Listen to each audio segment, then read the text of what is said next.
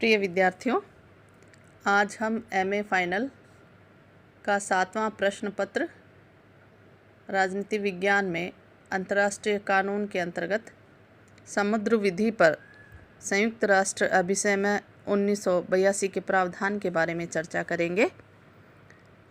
इससे पूर्व मैंने आप लोगों को बताया था कि समुद्र विधि किसे कहते हैं और उसमें विभिन्न देशों के द्वारा मूलतः 2 प्रकार की संधियां की गई।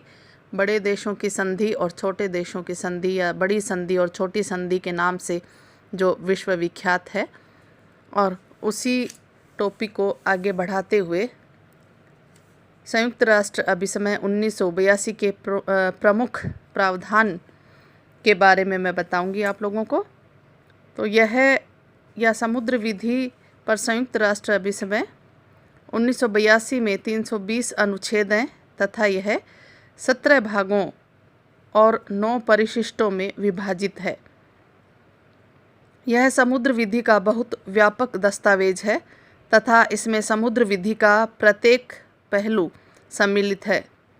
1982 के सामुद्रिक विधि के अभिसमय की प्रस्तावना में यह स्वीकार किया गया है कि सामुद्रिक विधि से संबंधित इस अभिसमय के संबंध से सभी राज्यों की सार्वभौमिकता को ध्यान में रखते हुए भी एक कानूनी व्यवस्था स्थापित की जा सकती है, जिससे समुद्र और महासमुद्र का अंतर्राष्ट्रीय परिवहन और संचार साधनों के रूप में उपयोग बढ़ने के साथ ही इसके शांतिपूर्ण उपयोग के अवसर भी बढ़ेंगे। राष्ट्र इनका अधिक समतावादी और योग्यता के साथ प्रयोग कर पाएंगे। समुद्र के जीवों का संरक्षण, उनका अध्ययन और सामुद्रिक पर्यावरण की रक्षा हो सकेगी। तो समुद्र विधि पर संयुक्त राष्ट्र अभिसमय 1982 के कई प्रावधान हैं, जिसमें मुख्य जो प्रावधान है उसके बारे में हम अध्ययन करेंगे। पहला प्रावधान है सामुद्रिक पेटी। 1958 के सामुद्रिक पेटी से संबंधित जिनेवा अभिसमय के अनुच्छेद 1 के अनुसार किसी देश की प्रभुत्व संपन्नता समुद्र के न केवल उस भाग पर ही रहती है जिसे सामुद्रिक पेटी कहते हैं, वरन उसके ऊपर वायुमंडल में तथा समुद्र तल पर भी रहती है, जैसा कि मैंने पूर्व के व्याख्यान में भी आपको बताया था। समुद्र विधि पर अभिसमय 1982 के अनुच्छेद 2 के अनुसार समुद्र तटीय राज्य की प्रभुत्व संपन्नता उसके भूमि क्षेत्र तथा आंतरिक पानी तथा आर्किपेलेजिक राज्य के मामले में आर्किपेलेजिक वाटर्स के परे समुद्र की पार्श्व जो स्थित पेटी है वहाँ तक होती है। इस पार्श्वस्थ पेटी को सामुद्रिक पेटी कहते हैं। आर्किपेलेजिक राज्य ऐसे राज्य को कहते हैं जो पूर्णतया एक या अधिक टापुओं के समुदाय से निर्मित होता है तथा उसमें अन्य द्वीप या टापू हो सकते हैं। सामुद्रिक पेटी की चौड़ाई के संबंध में राज्यों में मत विभिन्नता देखी गई है।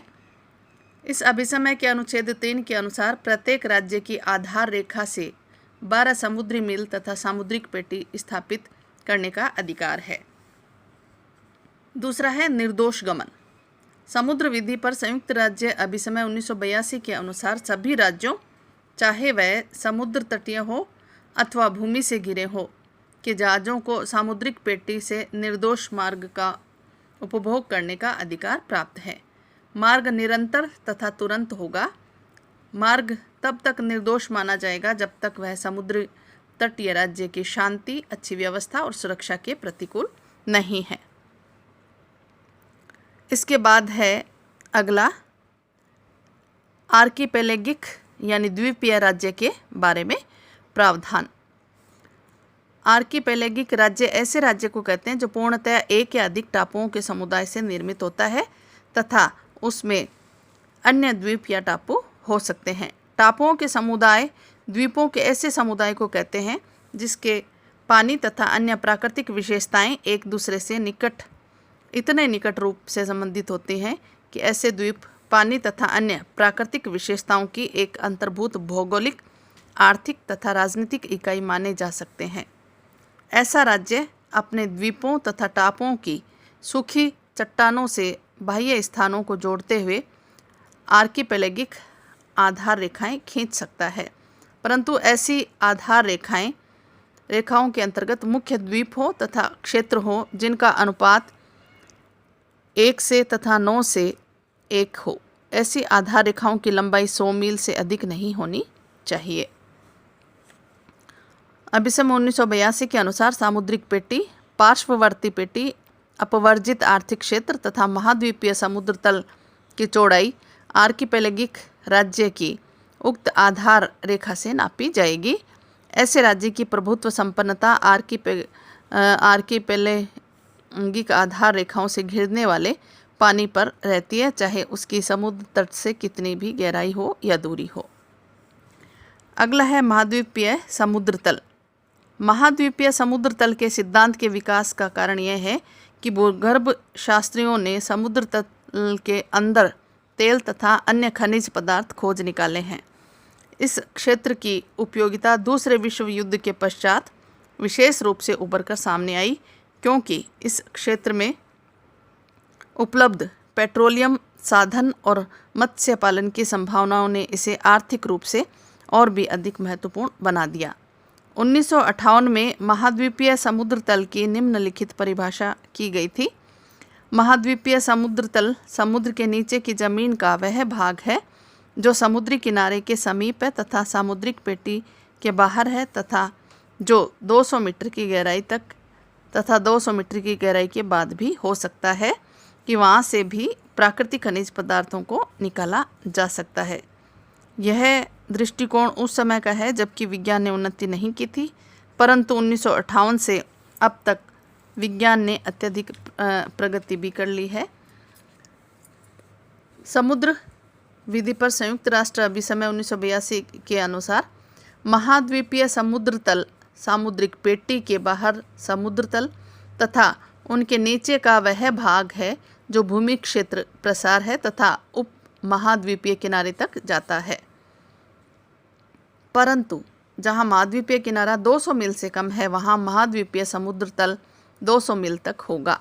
यह 200 मील उसी प्रकार से आधार रेखा से नापे जाएंगे जहां से सामुद्रिक पेटी नापी जाती है। एक और इसी अभिसमय के अनुच्छेद क्षेत्र 5 में भी स्पष्ट प्रावधान है कि महाद्वीपीय समुद्र तल की बाहरी सीमा उस आधार रेखा से जिससे सामुद्रिक पेटी नापी जाती है किसी भी दशा में 350 मील से अधिक नहीं होगी। एक होता है पार्श्ववर्ती पेटी। समुद्र की और सामुद्रिक पेटी के आगे के पानी का भाग पार्श्ववर्ती पेटी कहलाता है। 1958 की सामुद्रिक पेटी तथा पार्श्ववर्ती पेटी की संधि में यह बात स्पष्ट है कि यह पार्श्ववर्ती पेटी प्रादेशिक जल की आधार रेखा से 12 मील की दूरी की लंबाई से अधिक नहीं हो सकती। वर्तमान समय में अधिकतर राज्यों ने यह मत प्रकट किया है कि पार्श्ववर्ती पेटी की चौड़ाई 54 मील होनी चाहिए। 1982 के अभिसमय के अनुच्छेद 33 में पार्श्ववर्ती पेटी को कई रूप से परिभाषित किया गया है। उसमें इसे कहा गया है कि वह अंचल जो क्षेत्रीय जल के निकट है उसे पार्श्ववर्ती पेटी कहा जाता है। इस पर तटीय राज्य का नियंत्रण होता है जिससे तटीय राज्य निम्न नियमों को लागू कर सके, जैसे कस्टम, वित्तीय, अप्रवास और स्वच्छता संबंधी नियम और अपनी सीमा या क्षेत्रीय जल में हुए उल्लंघन पर दंड देने हेतु नियम। पार्श्ववर्ती पेटी की सीमाएं 24 नाविक मील से अधिक नहीं होगी। अभिसमय की व्यवस्था का यदि मूल्यांकन किया जाए तो सर्वप्रथम यह स्पष्ट होगा कि पहले जो पार्श्ववर्ती पेटी की सीमा 12 नाविक मील थी उसे बढ़ाकर 24 नाविक मील कर दिया गया है। 1958 के अभिसमय में यह सीमा 12 मील थी। अब है अपवर्जित आर्थिक क्षेत्र या पैतृक समुद्र। अपवर्जित आर्थिक क्षेत्र की धारणा को सबसे पहले जनवरी 1971 में केन्या ने एशिया अफ्रीका विधिक सलाहकार समिति के सामने रखा। समुद्र विधि अभिसमय 1982 के अनुच्छेद 55 के अनुसार अपवर्जित आर्थिक क्षेत्र सामुद्रिक पेटी के परे तथा उससे मिले हुए या समीपस्थ समुद्र का वह क्षेत्र है जो अभिसमय द्वारा स्थापित विशिष्ट विधिक शासन के अधीन है तथा जिसके समुद्र तटीय राज्य या अन्य राज्यों के अधिकार तथा स्वतंत्रताएं अभिसमय से संबंधित प्रावधानों के अधीन है। अपवर्जित आर्थिक क्षेत्र की चौड़ाई उन आधार रेखाओं जिनमें सामुद्रिक पेटी नापी जाती है 200 समुद्री मील से अधिक नहीं होगी। इसी तरह से है खुले समुद्र की अवधारणा। प्राचीन समय में यह धारणा स्वीकार की जाती थी कि खुला समुद्र किसी राज्य का नहीं है तथा उसको प्रयोग करने का अधिकार सभी राज्यों को है। 1958 के जिनेवा अभिसमय के अनुसार खुले समुद्र का अर्थ समुद्र के उस हिस्से से है जो सामुद्रिक पेटी या किसी देश के आंतरिक जल में नहीं है। अभिसमय के अनुसार अनुच्छेद 2 के अनुसार खुला समुद्र सभी राष्ट्रों के लिए खुला हुआ है तथा इसके किसी भाग पर किसी देश की प्रभु सत्ता स्थापित नहीं हो सकती। समुद्र विधि पर संयुक्त राष्ट्र अभिसमय 1982 के अनुसार खुला समुद्र सभी राज्यों के लिए खुला रहेगा तथा इसका प्रयोग शांतिपूर्ण उद्देश्यों के लिए होगा। कोई भी राज्य खुले समुद्र को अपनी प्रभुत्व संपन्नता के अंतर्गत नहीं ले सकता। समुद्र तटीय तथा गैर समुद्र तटीय राज्यों के लिए खुले समुद्र की स्वतंत्रता में निम्नलिखित स्वतंत्रताएं शामिल है। नौ परिवहन की स्वतंत्रता, ऊपर उड़ान की स्वतंत्रता, केबल तथा पाइपलाइन बिछाने की स्वतंत्रता, कृत्रिम द्वीप बनाने की स्वतंत्रता, मछली पकड़ने की स्वतंत्रता और वैज्ञानिक खोज की स्वतंत्रता। फिर आती है इसमें अंतर्राष्ट्रीय समुद्र तल क्षेत्र। तो राष्ट्रीय क्षेत्राधिकार से बाहर के समुद्र तल को अंतर्राष्ट्रीय समुद्र तल क्षेत्र कहते हैं। वस्तुतः सामुद्रिक पेटियों, अपवर्जित आर्थिक क्षेत्र, महाद्वीपीय समुद्र तल, प्रादेशिक खाड़ियों आदि से बाहर अंतर्राष्ट्रीय समुद्र तल कहलाता है। अंतर्राष्ट्रीय समुद्र तल की धारणा खुले समुद्र तल की धारणा से भिन्न है। जहाँ अंतर्राष्ट्रीय समुद्र तल की धारणा समुद्र तल तथा उसके नीचे की भूमि से संबंधित है, वहाँ खुले समुद्र तल की धारणा तल के ऊपर के पानी से संबंधित है।